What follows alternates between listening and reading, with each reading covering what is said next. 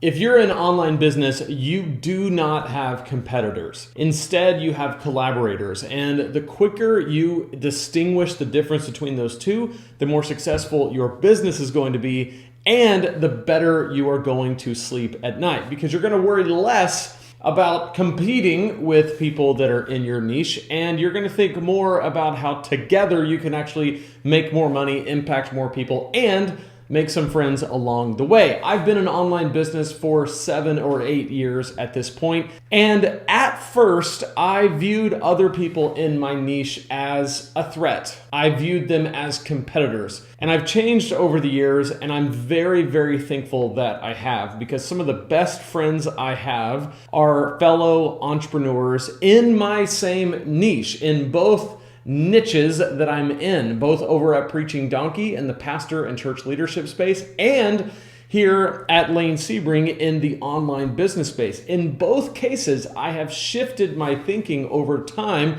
to not see my fellow people as competitors, but as collaborators. And I'm borrowing that language from Graham Cochran, who is also in the online business space and also someone who is a friend and a collaborator, not a competitor. But we're going to get into all that. But what I want to talk about specifically in this video is how to make that shift from viewing other people in your space as your competitor that is a threat to you, to viewing them as your collaborator, and why, when you make that shift, it becomes a powerful, powerful thing for your business. So let's dive in. First, I want to separate some myths from some truths. First, the myth that I want to break down is the idea that if you're going to succeed in business, it means that you must be cutthroat.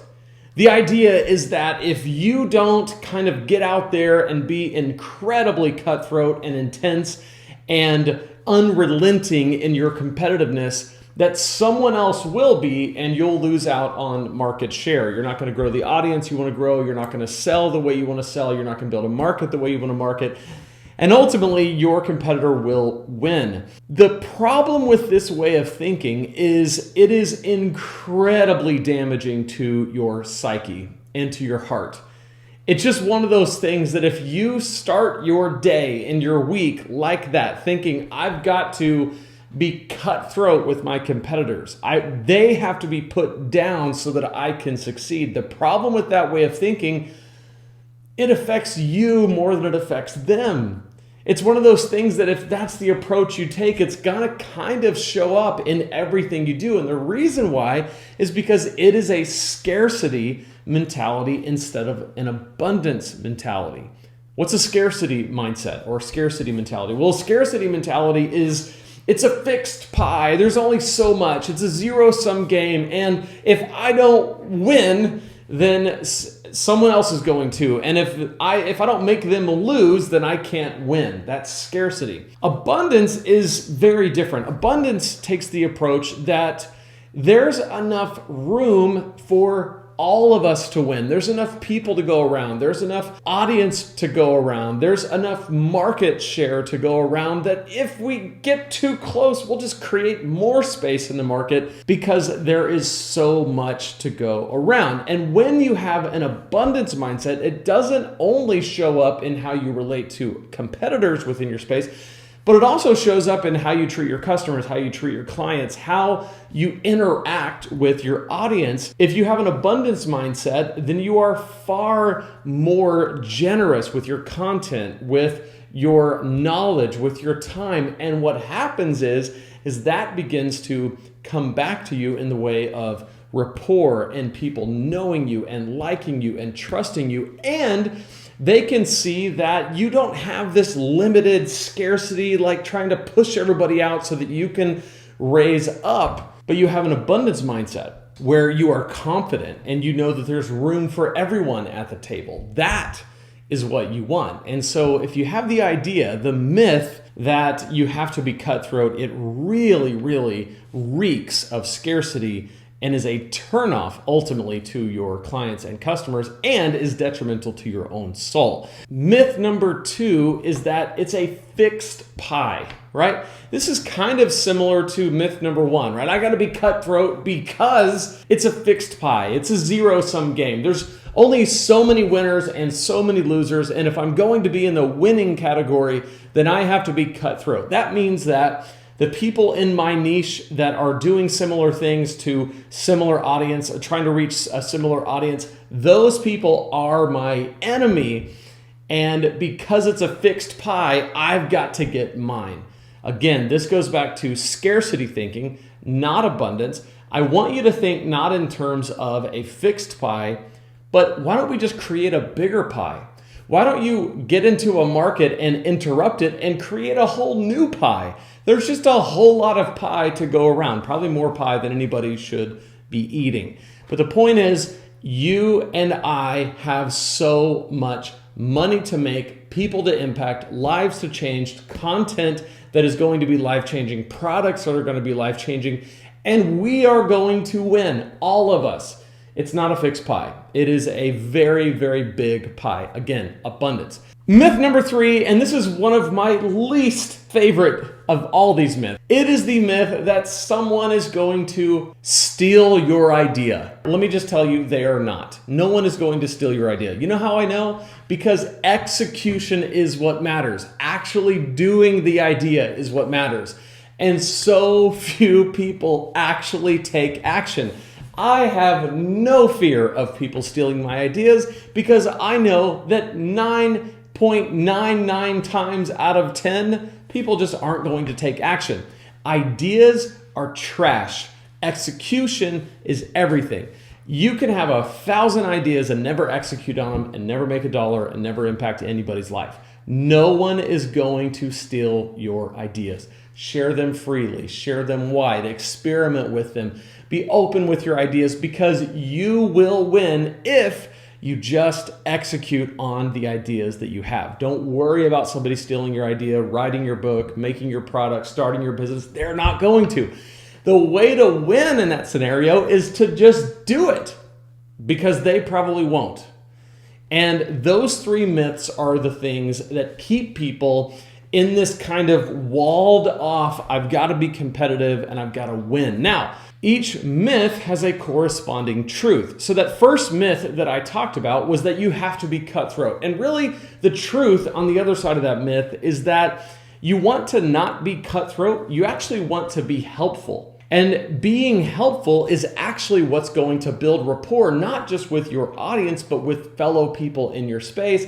That's going to build that know, like, and trust factor. You're going to have goodwill, and you're going to be somebody that people want to interact with, people want to do business with, people want to partner with.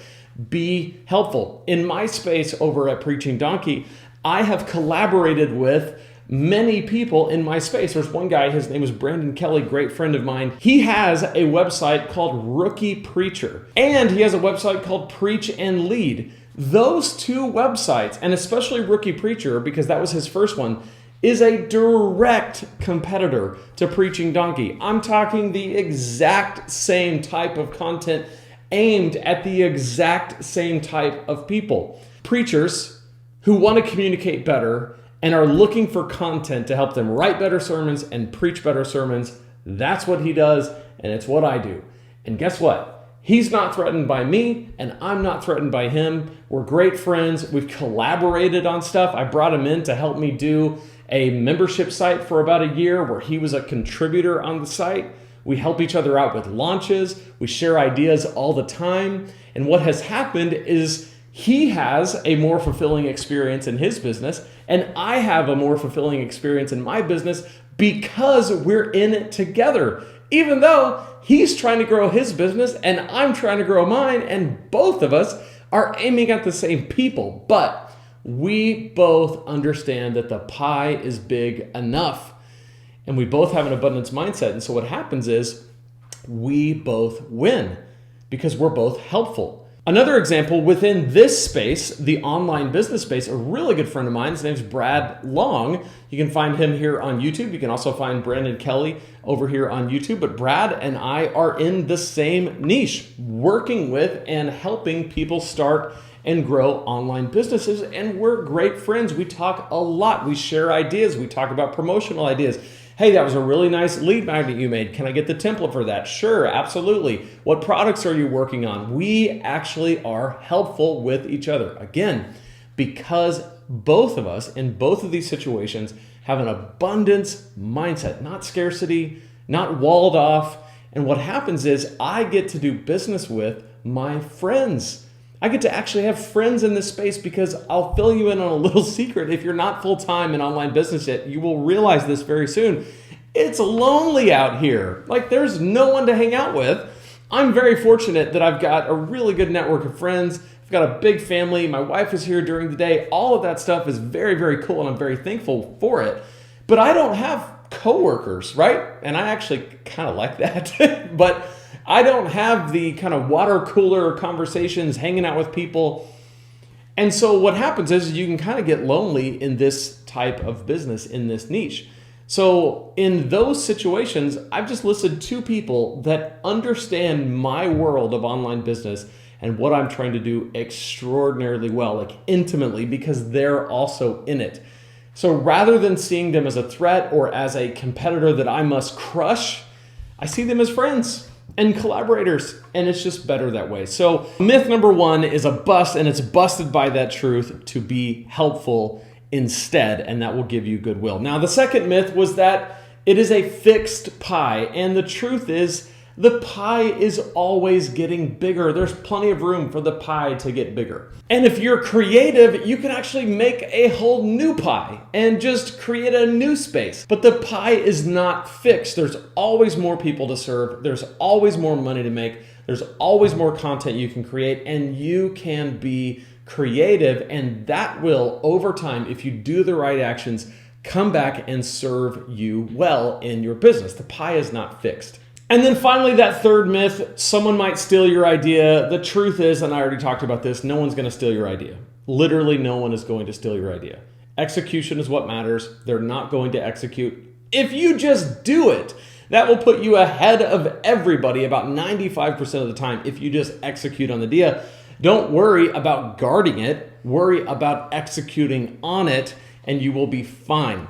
And the people who matter most in your life will cheer you on, as well as the people in your space, if you be a friend and reach out and be the first to say, hey, let's chat. Let's compare ideas. Let's talk. Some people might be threatened by this, but I have found in both of my niches that there are people who want to collaborate. As long as you are helpful and you are generous, they'll be that way in return, and you will have a more fulfilling type of business and a more fulfilling lifestyle, because you will be doing this together instead of alone. And you never know what kind of partnerships, what kind of affiliate relationships, what kind of friendships you can create by just shifting your idea from competitor to collaborator. So I want to challenge you with that. If you are new to online business, go check out my guide. It's at lanesebring.com/supersimple. It's a super simple guide to your first $500 online that will help you to create that first product and put it up online and get your online business going. So check that out at lanesebring.com/supersimple, and check out this playlist right here where I'm going to talk about passive income and how to start making it. So check that out right there, and I'll see you in that playlist.